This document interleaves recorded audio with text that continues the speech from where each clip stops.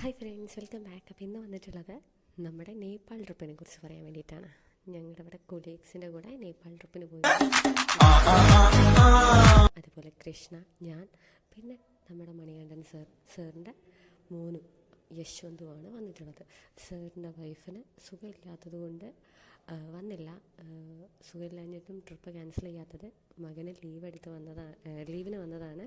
അപ്പോൾ അതുകൊണ്ട് മകൻ തിരിച്ചു പോകുന്നതിനേക്കാൾ മുന്നേ ഇങ്ങോട്ടെങ്കിലും പോകണം. അതുകൊണ്ടാണ് ട്രിപ്പ് ക്യാൻസൽ ചെയ്യാതെ ഞങ്ങൾ ലേറ്റാക്കി തന്നെ പോയത്.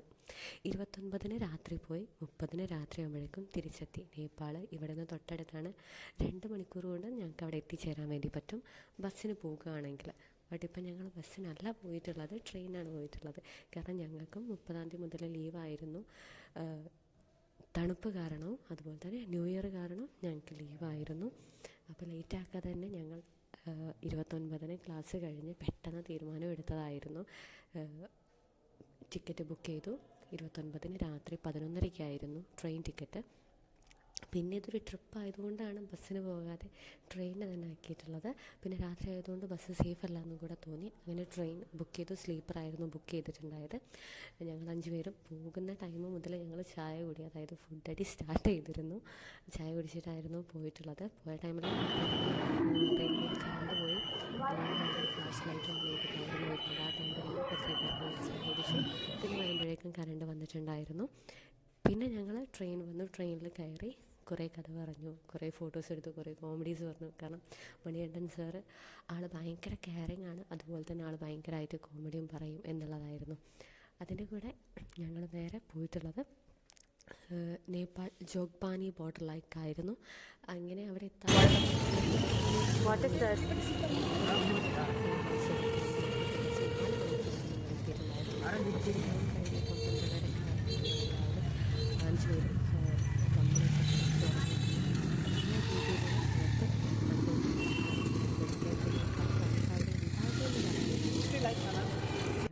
നാല് മണിക്ക് അവിടെ എത്തി ജോഗ്ബാനിയിലേക്ക് ചെയ്യുന്നത്, അതായത് ചെക്ക് പോസ്റ്റ് ഓപ്പൺ ചെയ്യുന്നത്. അങ്ങനെ ഞങ്ങൾ 5 മണി വരെ വെയിറ്റ് ചെയ്തു. അവിടുന്ന് ഞങ്ങളൊന്ന് ജസ്റ്റ് ബാത്റൂമിലൊക്കെ പോയി ഫ്രഷായി. അതിനുശേഷം വീണ്ടും ഒരു 2 ചായയൊക്കെ കുടിച്ചു. ചെക്ക് പോസ്റ്റ് സ്റ്റാർട്ട് ചെയ്തപ്പോൾ ഞങ്ങൾ ചെക്ക് പോസ്റ്റ് കടന്നു.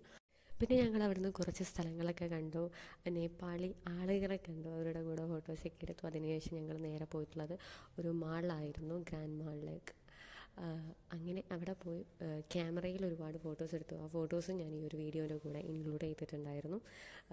ആ ഫോട്ടോസൊക്കെ എടുത്തു കഴിഞ്ഞ് അവിടെയൊക്കെ ചുറ്റിക്കറങ്ങി. ഒരുപാട് കാര്യങ്ങൾ ഡോണ്ട് ടച്ച് എന്ന് എഴുതി വെച്ചിട്ട് ഞങ്ങൾ ടച്ച് ചെയ്ത് വീഡിയോസ്, ഒരു കോമഡി വീഡിയോസൊക്കെ ക്രിയേറ്റ് ചെയ്തിരുന്നു.